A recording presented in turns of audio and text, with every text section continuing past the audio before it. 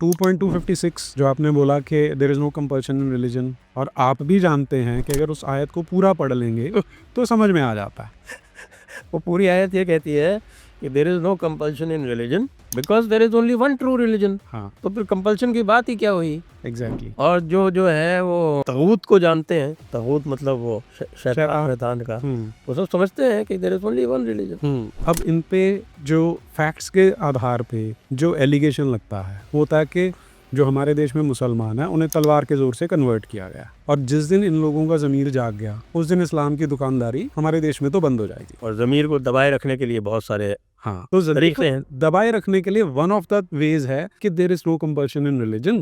तो हमने तो कभी जोर जबरदस्ती की ही नहीं। अच्छा, तो जिसे थोड़ा सा भी डाउट होता है वो सोचता है यार ये ठीक ही कह रहे होंगे, जबकि अगला है जब वो पोर्शन पढ़ लेंगे तो वहां से स्पष्ट हो जाता है कि एक सुप्रीमेसिस्ट ऑथोरिटेरियन आइडियोलॉजी है जो कभी भी दूसरे के साथ एग्जिस्ट नहीं कर सकती, और अगर इनके पास पावर होगी तो इन्होंने बाकियों को दबा के, सप्रेस करके, इंड्यूसमेंट दे के किसी भी तरह से उनको कन्वर्ट करना या उन्हें मार देना है। क्योंकि इसका कॉन्टेक्स्ट तो इसके जस्ट पीछे है। हाँ, साथ ही पूरा पढ़ लो तो कॉन्टेक्स्ट निकल आता है।